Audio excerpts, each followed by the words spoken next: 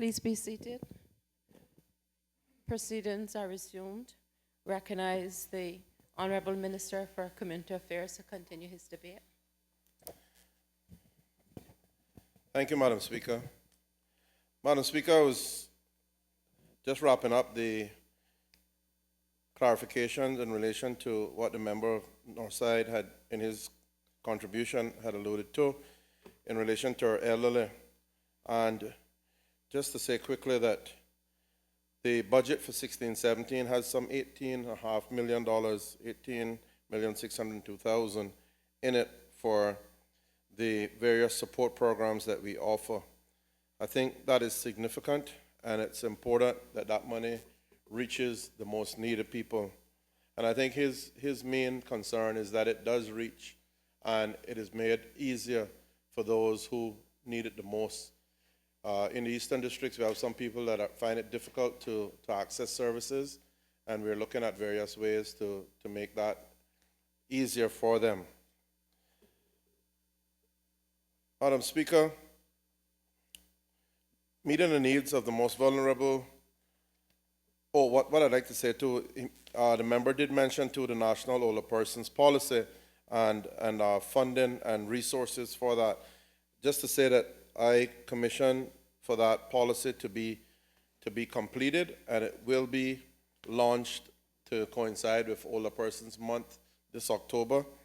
And right now, one of the things that the member had mentioned was the fact that stakeholders need to be consulted, older people, and before he even said that, in the works was a large stakeholder meeting that is being planned as I speak. For a date is trying to be worked out, and the committee working on this is quite extensive under the able leadership of Ms. Debbie Webb Siblis, and she is trying to find a date that's suitable to some 160 people, which includes all of us members, all of these members on the committee, plus people from within the community who know about, have knowledge of their communities, plus some older people. So it's I think that's sort of that will certainly satisfy his concern in that area, that no stone is being left unturned in the development of this policy. From this policy will flow laws and regulations, and that is where there will be once that is in the process of being implemented, then will come the funding requirements later on in the 18-month period. But funds will be available to certainly implement whatever is needed and going forward as we develop the protection and resources that are needed for older people. We all know the abuses and the need in terms of our own districts. We see people being taken advantage of. We hear of property being, swindled out of people's hands, and people receiving money and not going to the right to benefit the older person. I know one particular case right now, which is terrible, where an account was somehow changed and the money is no longer being paid where it should be paid. There's horror cases, as we know, around the community, and this policy will speak to that and certainly put the teeth in the legislation as we go forward. Very, very important that we protect the elderly and the young people of this country. Madam Speaker, meeting the needs of these vulnerable groups, as those particular two that I just mentioned, will continue to be our priority. The budget of the Ministry of Community Affairs, Youth and Sports has been prepared with an emphasis on where human needs are the greatest. The provision of social programs and services is a critical aspect for any nation, especially over the past several years when the world economy saw a downturn as a result of the global financial crisis, which has had a negative and severe impact upon many economies around the world. It is essential that government ensures that social programs are available and accessible. Madam Speaker, Cayman residents, the youth, the elderly, women and children must have access to targeted interventions that will have a positive impact on their lives. Let us not be skeptical about the benefits this budget brings to our people, but let us recognize that what matters now and what will ultimately matter is our contributions to making our country a better place. Being in here, Madam Speaker, as a member is nothing short of being in a relay. We are not here to undo and turn the world upside down, to stamp our name on anything. We are here to run the race and carry the baton for our period whatever it's long or short, and to pass on and try to win that race.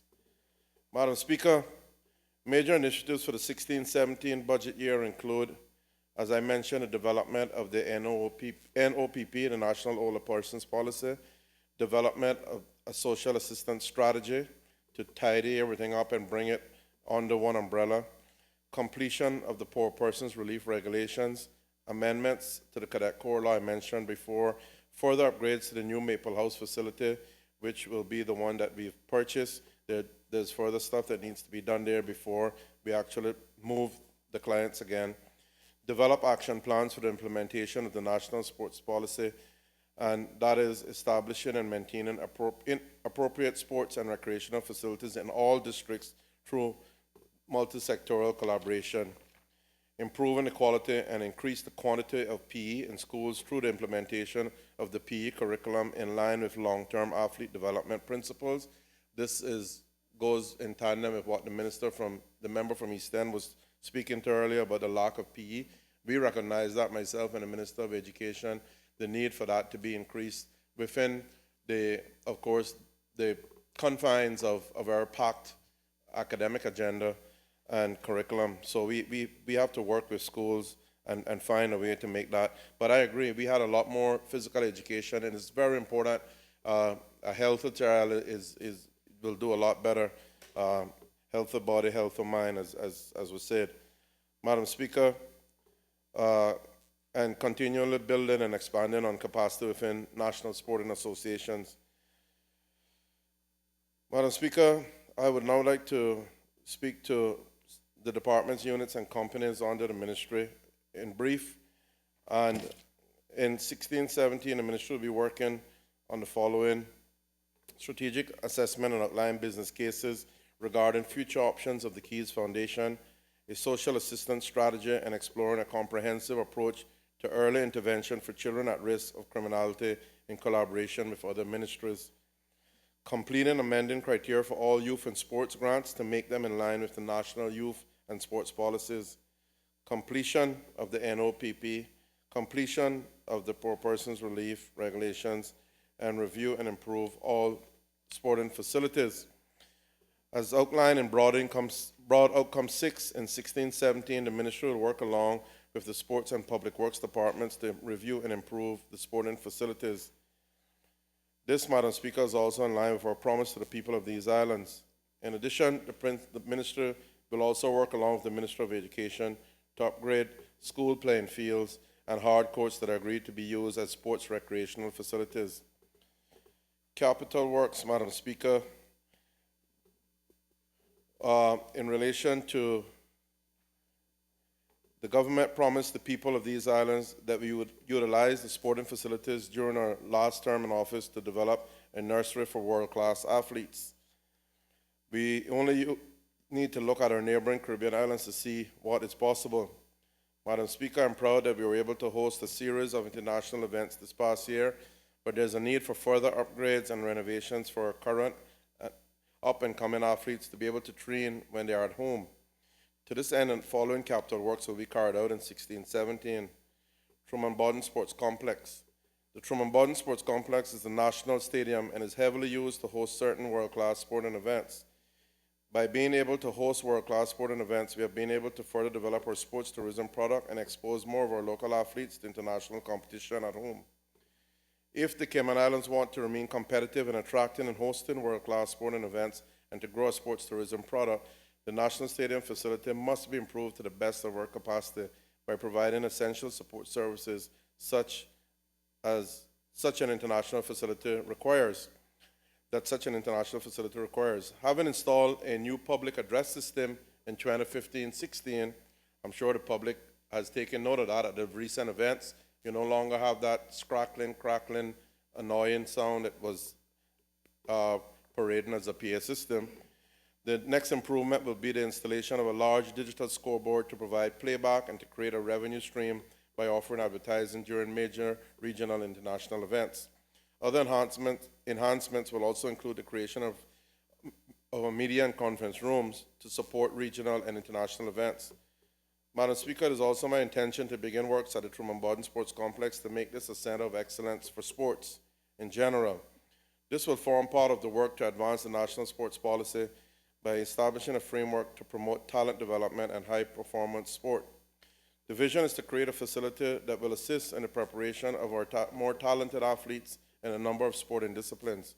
The facility would need to offer dormitories so that national teams and individual athletes can go into focused and intense preparation ahead of international commitments on behalf of the country. This will also attract more international teams who can stay at the facility and offer better and stronger competition for our local national teams. This will aid in the development and increase their chances of advancing to the highest levels within their chosen sport. There is also a need to be able to offer resources on site so that youth teams can still be provided academic development needs while preparing to represent the country. I will work closely with UCCI in developing Center of Excellence so that opportunities for developing careers in sports can be created. Example, sports psychology and physiotherapy, among others. Madam Speaker, the G. Haig Borden playing field in Borden Town I mentioned earlier, and this we've been unable to take advantage of this facility for some time, but we are looking at creating a multipurpose facility on this site. There is currently no facility in the Eastern Districts with the adequate supporting amenities to be able to take part in the sport tourism successes that Cayman have been able to attract over the years. It is my vision that we can continue to build on what we already have to bring regional and international sports to the Eastern Districts. Therefore, having completed the master plan for the Haig Borden playing field in 15-16, it is my plan that we'll be able to make this the Haig Borden Sports Center with the improvements which are set to begin. Works will be completed on a phased basis, and projects scheduled to begin imminently include the replacement expansion of the grandstands for increased viewing of the sport on the main playing field, as well as sports taking place on the hard courts. Works also include the construction of concession areas and changing rooms, the covering of the netball and basketball hard courts with a canopy-like structure to facilitate increased use during the hotter daylight hours and in inclement weather, and upgrading of the lighting on the hard courts. Madam Speaker, the East End and North Side playing fields, as the members from those two districts can attest, they have been without bathrooms and changing facilities. Well, North Side has bathrooms. Am I correct, member?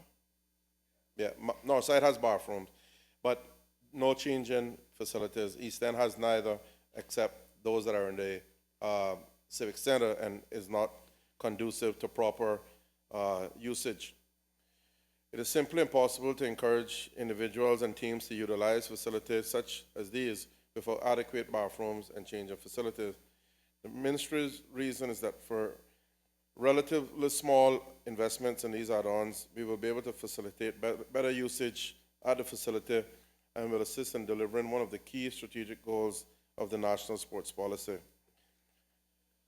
The member from East End, I know he's made a lot of noise in here about this before, and I told him that it would come in this budget, and true to my word, I'm delivering on that promise. The Donovan Rankin playing field will have the same amenities built as well as Northside, and I'm pleased that we are keeping a promise that we've made a long time ago to ensure that these facilities are used at an optimum. Madam Speaker, the Red Bay Primary School area is adjacent to the densely populated community of Prospect and its surrounding areas. Its basketball court is being used by families in the surrounding areas, but many have the desire to take up walking, jogging, and other exercising, but they're hindered by uses of safety when walking on the roads. Additionally, there are a significant number of young persons in this area without an accessible playing field or sports facility. We will therefore be seeking to improve the facilities for the students at the Red Bay Primary School in tandem with the Ministry of Education, while at the same time improving access to both adults and youth in the community to allow sports and recreational activities in a safe environment. This will involve a community-grade artificial turf, a walking track, bathrooms, lighting, and adequate fencing to allow for amicable coexistence of both the school and the community population. Madam Speaker, one of the things that will also be added to the Haig Borden facility is the building of a boxing gym. Boxing is widely known as a contact physical sport, and it certainly, when we did a test case in Town at the Civic Center where we were offering boxing programs there for a while, we saw the success and the great interest for that area. We felt, therefore, that a need, and many of the young people said they just simply can't get to the Dalmini Banks gym. So we feel that it would be very beneficial to build a small building behind the Civic Center, a small gym for this purpose. So we're looking forward to creating that facility on that site and continuing the enhancement of that site. Certainly will take some of, boxing appeals to usually young people who are at risk, and if we can pull them off the street and use up that energy, in the evenings they'll go home tired rather than be looking to get into some other mischief or area that will pull them away from a wholesome lifestyle. This is therefore the motivation in this project. Madam Speaker, another initiative will be creating a National Sports Hall of Fame and annual sports awards. We will work diligently to ensure that the recommendations of the National Sports Policy are achieved. One of the strategic directions of the National Sports Policy calls for increasing the value placed on sport, recreation, and physical well-being. It is my belief that the establishment of a National Sports Hall of Fame and institution of annual sports awards will go a long way to lifting the value and importance of sports in this country. It will provide an opportunity to recognize and acknowledge our founding fathers and pioneers who have made significant contributions to sports development, while also adding prestige and honor to those who strive for excellence and higher achievements every day in their various sporting disciplines. It will also cause us to take stock of where we are and where we have come from, and provide a great motivator for the growth of sports. I have therefore tasked the Ministry with making this a key deliverable for the 16-17 financial year. Madam Speaker, getting back to the Department of Children and Family Services in a little more detail, it is recognized that the challenges faced in the wider community begin in the privacy of our own homes, and as such, we need to continue to address the issues affecting families, ranging from violence and abuse to parenting and healthy relationships, in order to bring about any meaningful change in the wider community. Therefore, the main thrust of the DCFS will continue to be on the strengthening of families in an effort to stem the tide of social problems being experienced in our islands. Consequently, the DCFS will continue to provide case management and interventions to the people of the Cayman Islands through a cadre of qualified social work staff. With the separation of welfare services from the social work services, the department is now better able to ensure compliance with the children's law, the adoption of children's law, and the youth justice law. One of the main functions of the department is child protection, which is legally guided by the children's law. Madam Speaker, in the Cayman Islands today, our society has become even more aware of the societal ills which have affected our children. Our government has therefore seen the need to support families as a preferred option instead of placement in institutional care. The department will continue to support parents to prevent unnecessary separation of children through collaborating with agencies such as the Family Resource Center, who provide parenting programs, conduct effective monitoring of children placed in residential care, foster community awareness and support for vulnerable children and their families, and through interagency collaboration. Advocate on behalf of those children whose rights have been violated to ensure that there is access to justice. Madam Speaker, during this financial year, the department, in collaboration with partnering agencies, will also continue on the focus on the needs of older persons. We fully recognize the important role that our older persons have played and continue to play in the growth and well-being of our society. As such, I am pleased to announce that the department has diligently been working on concluding the formulation of minimum standards of care for its residential and caring facilities for older persons. These standards will ensure that government-operated caring facilities for older persons are a model of excellence within the region. Additionally, we will seek to build the capacity of those who care for elderly, ensuring that we are adhering to best practices. Madam Speaker, we commenced the process of developing the the national plan for older persons, and as a result, I, no, sorry, I want to go over that, Madam Speaker. I spoke to that already. That was the national policy for older persons. Sorry about that.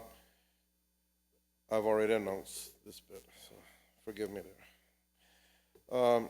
Just to elaborate a little more on the needs assessment unit, Madam Speaker.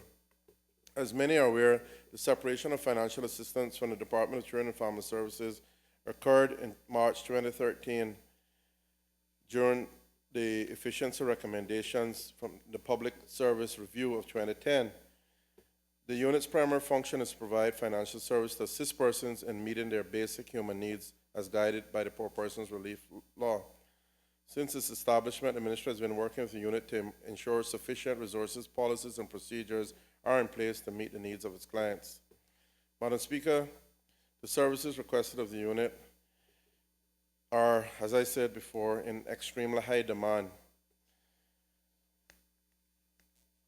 The unit has noted that a significant amount of persons seeking financial assistance are mothers with dependent children, elderly and/or disabled persons, persons who are chronically or terminally ill and unable to work to maintain themselves, or persons whose income is insufficient to meet the needs of their families. While the unit is providing some financial relief to vulnerable persons, as a government, we need to ensure that appropriate support mechanisms are in place to assist recipients in becoming self-sufficient. These type of mechanisms are being included in the Poor Persons Relief Regulations, which are currently being finalized by Legislative Drafting Department. The regulations will focus on assisting the most vulnerable persons of society in meeting their needs while facilitating their independence in the community. The Ministry, the Department of Children and Family Services, and the Needs Assessment Unit will work along with the Ministry of Health Services Authority to transition all needs assessments for indigent medical services to the Health Services Authority. This will begin with all needs assessment for indigent medical being carried out at HSA effective 1st of July 2016. So, Madam Speaker, that's a very important step and one that will smooth out some of the gripes that we heard. I know the member from Northside in particular picked up on that during PSC, and we were doing that all over at the Needs Assessment Unit. If we can have that placed at the HSA, that will take away a large part of their responsibility, and also that way they will work closely with the Needs Assessment Unit and make it a much more pleasant experience for the patient, who is the first and foremost, the most important person within that whole process. Department of Counseling Services, Madam Speaker, will be expanding or enhancing the options available to clients to more effectively address a broader range of emergency needs in our society and to enhance success in treatment and improve the lives of our clients. Skill building programs currently offered to parents by the Family Resource Center have been modified to more effectively target the needs of certain populations, while an expansion of family skills sessions offered will provide greater access to ongoing support and intervention for families. New services such as parent coaching have also been made available to strengthen the parenting capacity in families.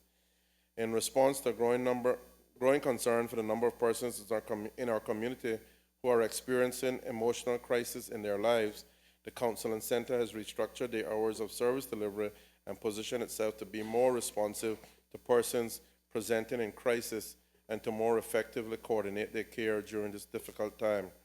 At Caribbean Haven Residential Center, staff have taken a look at the clients served to determine how enhancements to the program can allow us to better meet their needs. Persons who have substance abuse issues also struggle with mood disorders and other mental health problems. Now specific treatment options will be available within the context of the program offered there to meet the needs of at least a portion of that population, primarily those with mood disorders. In addition, many clients who come to the center for help are not literate or struggle to express their thoughts and feelings verbally. Modifying the program schedule to afford more time to work at the client's pace, a music therapy program recently introduced provides an effective evidence-based intervention to address physical, emotional, cognitive, and social needs within a therapeutic relationship. Keys Foundation. The Keys Foundation provides a key component in the ministry's continuum of care for children Madam Speaker, Keys continues to assist the government in meeting its legal obligations under the Children's Law Revision and the Youth Justice Law Revision. Due to the complex issues that at-risk youth experience, Keys continues to reevaluate its therapeutic programs and expand its services to ensure that appropriate residential treatment is available for those boys and girls who are not able to remain with their families. As such, Madam Speaker, in 2014, Keys developed a proposal which was approved by myself and my colleagues in Cabinet to further enhance their facilities and services by expanding the Francis Borden Girls' Home, Children's Home, as I mentioned earlier. With the additional building at site, children will be able to flourish and grow and explore and understand their personal, family, and behavioral issues within an appropriate peer group setting. Again, I would like to publicly thank Chairperson Mr. Arch, the other Board of Director members, and the many private companies who made this a reality. The Ministry will continue to work with Keys in exploring options to support children who have been committed into its care and expanding residential care for children who are no longer able to reside with their families. The Youth Services Unit, Madam Speaker, will continue to play a key role with the NGO, with the non-governmental youth service providers to ensure that they deliver effective programming throughout the districts. To this end, it will review as part of the grant process those youth service providers receiving funding from the government. Through this process, technical advice is administered and guidance on best practice provided. This will ensure that our NGO stakeholders are working towards a common goal of achieving the national youth policy. The unit will also work on its youth empowerment work throughout the private and public schools, high schools, and provide avenues for the voice of young people to be heard. These programs assist in cultivating the leadership skills of our young people and prepare them to more able to take part in our political process and life in general. Department of Sports, Madam Speaker, in our manifesto, we refer to sports and recreation of all sorts are essential to the physical, mental, and social well-being of a nation. In this day and age, when obesity is creating challenges in segments of our population, sports is increasingly more important. Although we are seeing a change in culture in some segments of our community towards sports and recreation, we still have some ways to go to achieve a culture of physical well-being. The Department of Sports coaches will continue to support our partners in education by administering in excess of 2,000 coaching sessions within the school system in the coming year to lay a foundation which will result in a lifetime of physical activity. In tandem with this, I, along with Minister Rivers, who is responsible for education, have tasked a multi-sectoral group to develop an implementation plan to increase both the quality and quantity of PE in schools, as I mentioned, and to develop a structure and programs for enhanced inter-school sports. The goal is to expose increased numbers of the very young to the fundamentals of movement and play within the schools and in our after-school programs, thereby sparking an interest and developing their capacity to take part in sports and other physical activity throughout their lives. Madam Speaker, as people living on an island, we are keenly aware of the benefit of being able to swim. This essential life skill creates so much opportunity for safe recreation and physical activity in our islands. We are pleased that this past year we were able to offer swimming to the primary schools in eastern districts through a combining of Department of Sports coaches and the Ministry of Education swimming facilities at the Clifton Hunter High School. We have also enhanced and will continue to enhance opportunities for residents to be able to keep active in safe facilities. To this end, we have installed a,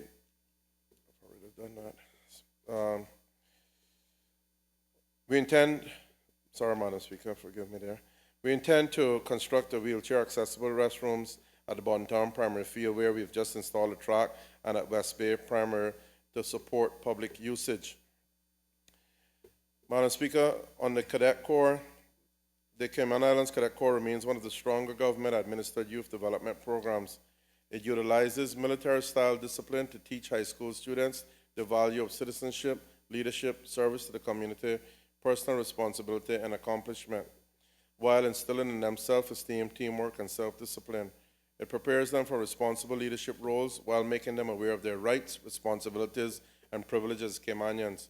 We have been fortunate to have a retired Justice of the Court volunteer as chairman of the newly established Cadet Corps Committee. A review of the Cadet Corps law is nearing completion, as this is expected to establish a firm foundation to launch the Cadet Corps into a period of growth. Its programming will be enhanced by strengthening its music and marine offering and these are expected to yield more rounded cadet graduates. A training facility is badly needed for the Cadet Corps, and land will be identified and purchased if necessary to facilitate this. My goal is to have a Cadet Corps that can be used as a feeder program to our uniform branches, such as police, prison, customs, immigration, and fire, and will also provide disciplined, hard-working recruits as we move ahead.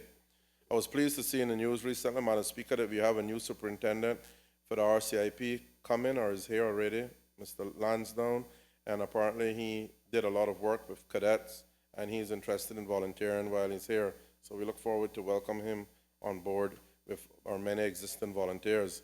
I must thank the many dedicated volunteers who are the backbone of the Cadet Corps.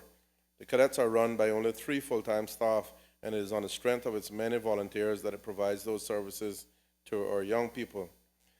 Madam Speaker, I'd like to turn my attention quickly now to the District of Bordentown and some other projects and plans that we have carried out there. We have paved the Anton Borden Drive, which used to be in really bad shape. The help of the NRA, that was paved, and that is a really useful and appreciated for the folk who use that road. Madam Speaker, along that road we built a parking lot this past year for access to the Harry McCoy Dart Park, which is adjacent to Cumber Avenue. So people no longer have the inconvenience of not being able to find somewhere to park when they come to events in the park. And there is actually something coming up there on Monday, which will be the reopening of the renovated homes that we have there.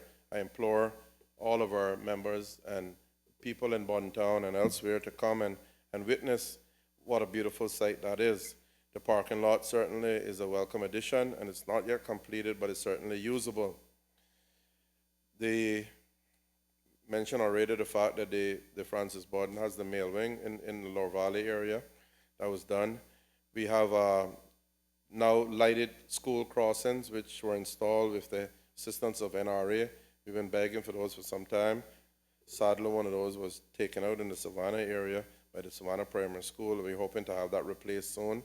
But that is very useful because we've already seen 2 young people knocked down in Savannah with people traveling quickly through that area. Where we have our schools, it's very important that the crossings are not only there, but I look forward to the day when we have those manned properly at schools opening and closing times. Madam Speaker, I mentioned just now that we had renovated the home there in the Harry McCoy Park. We have 2 buildings there, the Nurse Joseph Senior Center, and these buildings serve as a museum for the district, and it's important that people come out and enjoy and see what the great facility is there, that they can look back at their past and see some of the wonderful stuff that we are known for. I want to thank once again the committee that worked so hard to make this happen. Right now I know they're busy planning for next week's opening, and we look forward to seeing them at 4 o'clock next Monday on the public holiday. Madam Speaker, we have about to open, as soon as the building is open, we're hoping to have vehicle licensing in the Eastern Districts up at Breakers in the building that is owned by Mr. Tony Powell, and that will be a welcome addition to services in the Bordentown District. We have repaired a number of roads, the Peace Bay. I see where 1 lane has been done. I'm hoping that they haven't left it at that. We also going to be repairing the roadworks that were done by Water Authority through the Central Historical District. That's about to be done, I think, starting this weekend. We're getting that finally fixed and making that a nicer drive through Bordentown. And many street lights, of course, as we go along, we keep getting requests for those have been put in the district.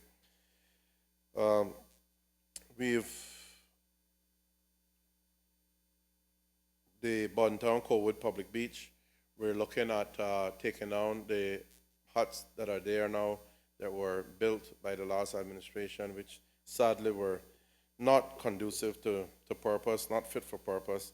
And they have been there, and they have been pushing to get those sorted one way or the other. So the Minister of Plahi have agreed now that these will come down and proper facilities will be built there. I think 8 kiosks will be installed, and these will be open face kiosks, and we'll be looking for management of that to ensure that it's done in a proper way, that offering the proper services. There are people in the district who, mischievous as they are, would like people to believe that we somehow sabotage, and me in particular, because I have a business in Bontown, sabotage anyone putting businesses in these cabanas. Well, nothing could be further from the truth. Record shows that I have been pushing for this, and I know the first elected member knows how hard we've been pushing for this from the time that Minister Clifford was the Minister of Tourism. And what we said when it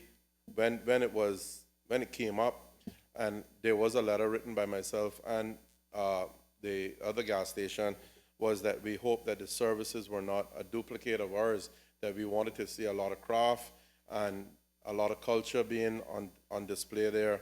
And, you know, we had existing businesses, and so we didn't expect people to be selling sodas and chips and that type of stuff at those kiosks, but they would be used for the right purpose. That was the objection that we made, and it wasn't an objection, it was just merely a point that we were making. Planning heard it, and everybody agreed that it was sensible.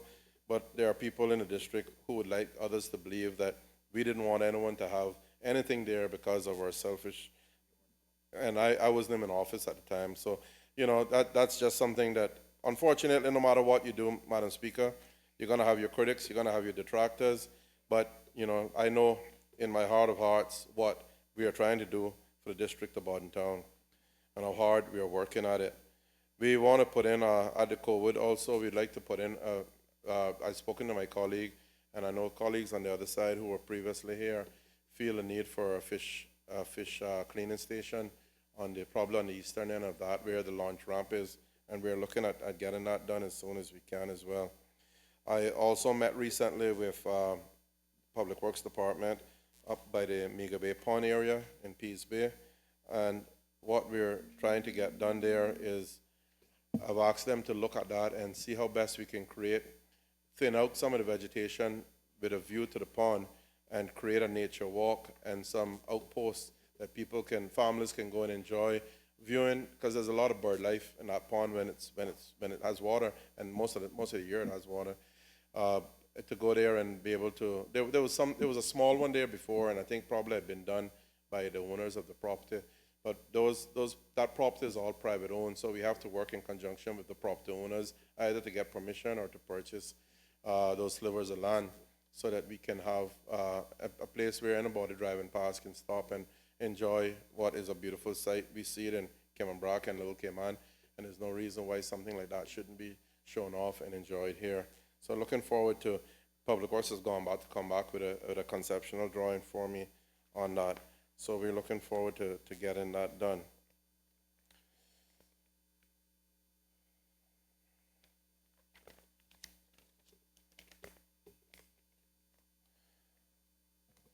Minister, you have half an hour remaining. Thank you, Madam Speaker. I think I'll be within that. Madam Speaker, we will be, I think something that I left out when I was mentioning sports facilities and districts, was the fact that we will be looking at all of the, when I mentioned the improvements to the north side and east end and Bontown Playfield, but we will be looking at all of the district community fields and ensuring that they all have restroom facilities. That is a very, not necessarily changing rooms, because that's for the bigger fields, but like the community field in West Bay, which is by the old town hall, and others, they don't necessarily have anywhere for people to utilize restroom facilities. So we're looking at the best location for those facilities and ensuring that all of our facilities, all of our sporting facilities have, give people an opportunity to relieve themselves properly rather than around the compound. And we all know that that's not desirous for proper community living.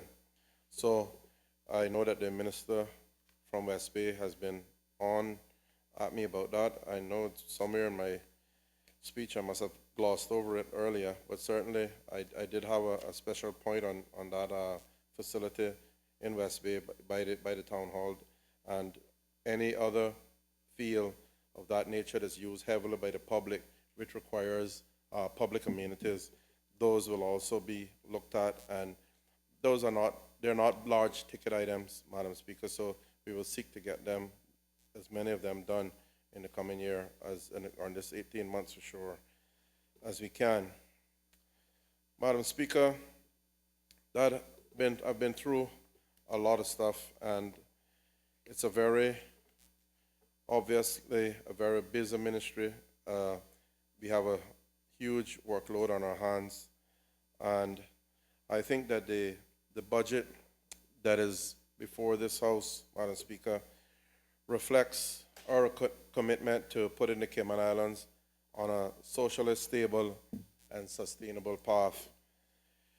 It is intended to provide government assistance for those who are truly in need, and also intended to support our residents in their ability to care for each other, which is and was the Caymanian way. Madam Speaker, our ultimate aim is the well-being of our citizens. We cannot compromise on these principles because the public is dependent on us for the country's productivity, stability, and in very fundamental ways for its survival. We must therefore all be active and committed partners in this process and ensure that we continue to enhance existing resources, services, and programs which focus on human development priorities. It is important that we recognize the range of services being provided and accept that no single agency working in isolation from others can address these demands successfully without interagency collaboration between government and its partners. The pooling of resources, skills, and coordination of human services is necessary when working to improve services for children and their families. Madam Speaker, I wholeheartedly stand behind this 18-month budget as it seeks to reaffirm our commitment to work together with all in pursuing a better future for our children, our youth, our families, our communities.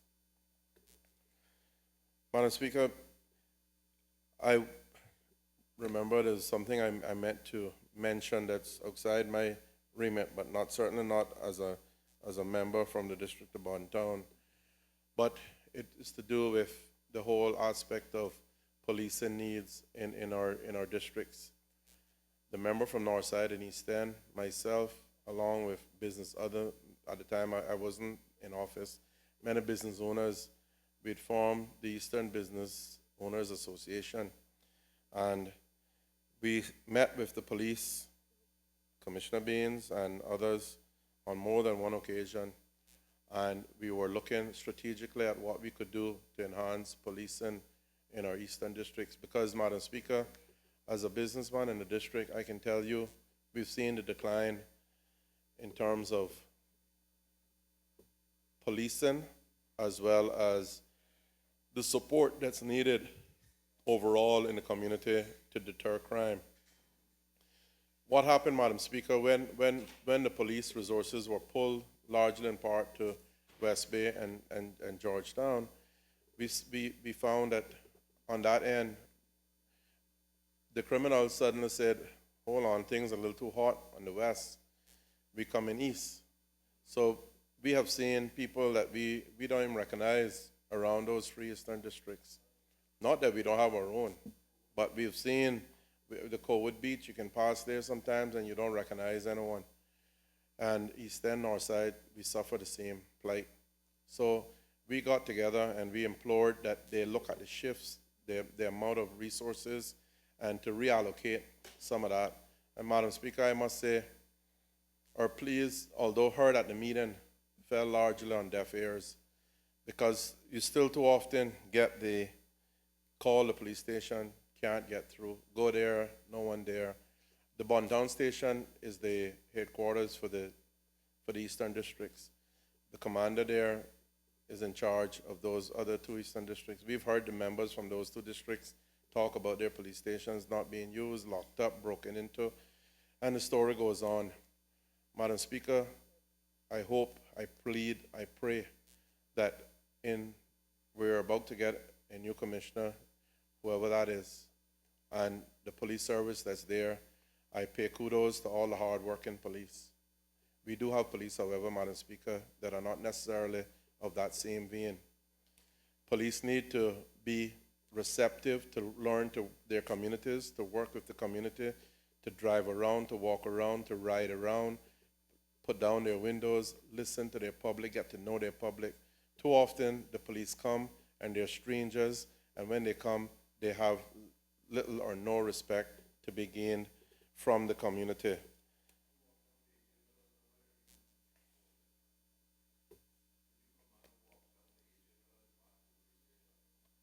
Yeah. Aye, that's not good.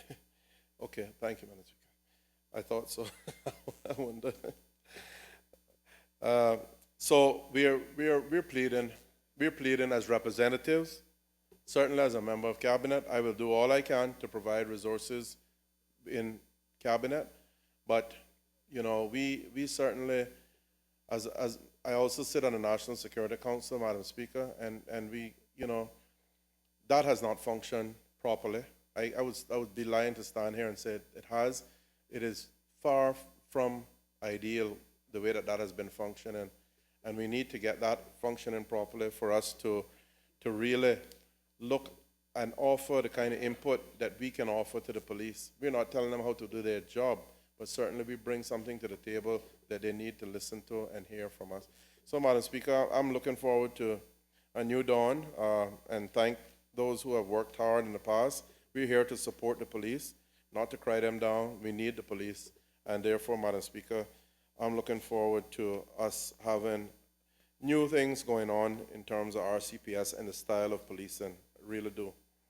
Madam Speaker, I want to wrap up. I'd like to thank, if you bear with me 2 minutes, I'd like to thank the hardworking members of the ministry, departments, and units under my purview. Without their support, I could not stand here and deliver the address that I did. To stand by our promises as a government and continue to deliver for the well-being of our people. It has been particularly tough in the past year as budget cuts continue to strangle us in some areas, and the small pie was divided into even more pieces. More and more is expected of government, as I said earlier, and it is not easy to juggle the priorities and please everyone. However, the hardworking staff have strived every day to do their best under difficult constraints, especially at the NAU. Kudos to the new director there and her able deputy, Mr. Mara and Mr. Matthew. I wish also to thank the broader civil service for their support and contributions, without which we could not accomplish our goals. The Minister of Plahi in particular and the Public Works Department and NRA under its remit have been particularly helpful, and much has been accomplished with their support. Madam Speaker, we have a good, solid, honest, hard-working team that makes up the elected government of this country at this time. This talented, well-rounded team has stuck together through thick and thin, and we have delivered on our promises. Granted, all are not yet fulfilled, and some take longer than others to come to fruition, but they are coming, Madam Speaker. We have turned this country around from the brink of financial ruin, everyday crisis and scandals, and strained ties with the UK to one we can be proud of. We have represented well locally and overseas, and we have regained the respect lost and restored investor confidence in these islands. We have given our people hope, again, that with hard work and perseverance, they can make it and be a success in their own country. We will continue to do this with the help of Almighty God and protect and fight for our people and these islands. We thank God for all that He has done and continues to do through us, His humble servants, for the people of the Cayman Islands. My people, we hold this office at your pleasure, and we do not for a minute take it for granted. May the good Lord continue to bless these fair Cayman Islands. I thank you, Madam Speaker. Recognized, Honorable Premier. Thank you, Madam Speaker. Madam Speaker, I have been spoken to by a number of members who wish to attend the graduation of the Triple C High School this evening, which is at 7. And therefore, I think we've done fairly well today in terms of speeches. And so rather than inconveniencing them and preventing them from doing some of their constituency and ministerial duties, I'm proposing that we adjourn now and resume tomorrow at 10 a.m. Madam Speaker, with your permission, may I say, sorry, not tomorrow, tomorrow's Tuesday, forgive me. Tomorrow's Cabinet Day. Wednesday. Madam Speaker, if you would permit me to say to members that Monday coming is a public holiday, so we will lose another day of the debate. And therefore, I would like us to strive to complete the debate by Thursday evening, and that we start Finance Committee on Friday morning this week. We'll see how it goes. There are 2 ministers left on this side, plus the 2 official members, and 3 ministers. 3 ministers. 2 official members, that's 5, plus 2 members in the opposition, that's 7. In addition, the Minister of Finance and myself will have to wind up. So there's still a fair bit of work to be done. So I believe we may wind up having to push on a bit later on Wednesday and Thursday evenings to achieve the stated goal. So I wish to indicate that to members at this point. Madam Speaker, I move the adjournment of this Honorable House until 10 a.m. on Wednesday morning. Question is that this Honorable House be adjourned until 10 a.m. on Wednesday morning. All those in favor, please say aye. Those against, no. The ayes have it. The House now stands adjourned until 10 a.m. Wednesday morning.